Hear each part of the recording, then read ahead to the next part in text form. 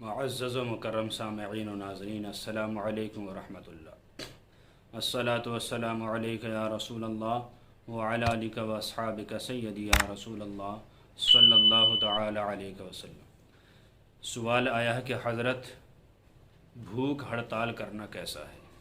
کچھ لوگ اپنے گھر میں یہ ڈرامہ کر دیتے ہیں کہ گھر میں کسی سے ناراضی ہو جائے تو کھانا نہیں کھاتے، کچھ خاندان میں، کچھ پوری حکومت سے ایسا کرتے ہیں۔ کیا ایسا کرنا جائز ہے؟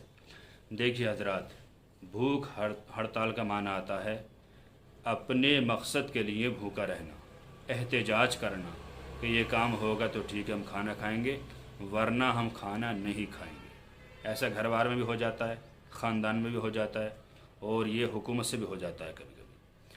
تو اسلامی نقطہ نظر سے اگر دیکھا جائے تو بھوک ہڑتال کرنا یہ صحیح نہیں ہے، اس لیے کہ زندگی بچانا یہ ہمارے لیے فرض ہے، اور زندگی بچے گی کھانے سے۔ تو لہذا اگر کھانا ہم چھوڑ دیں گے ہماری زندگی ختم ہو جائے گی، مر جائیں گے، انتقال ہو جائے گا۔ اگر کوئی انسان اس طریقے سے بھوک ہڑتال کر کے مر جاتا ہے تو وہ انسان گناہ گار ہوگا، اس لیے کہ زندگی کو بچانے کے لیے کھانا ضروری تھا، اس نے کھانا کھایا نہیں، لہٰذا ایسا انسان گناہ گار ہوگا۔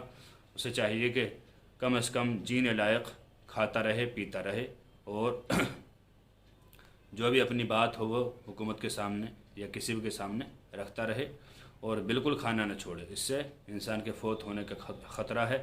اگر کوئی انسان اس طریقے سے مر جائے گا وہ سخت گناہ گار ہوگا۔ لہٰذا اسلامی نقطہ نظر سے یہ کوئی چیز نہیں ہے بھوک ہڑتال، یہ بالکل غلط بات ہے۔ اللہ تعالیٰ سے دعا ہے کہ اللہ تعالیٰ ہمیں صحیح مسائل شرعیہ سیکھتے رہنے کی توفیق عطا فرمائے۔ یہ مسئلہ فتاوی ہندیہ 4 جلد صفحہ نمبر 102 پر موجود ہے۔ واللہ تعالی عالم بالصواب۔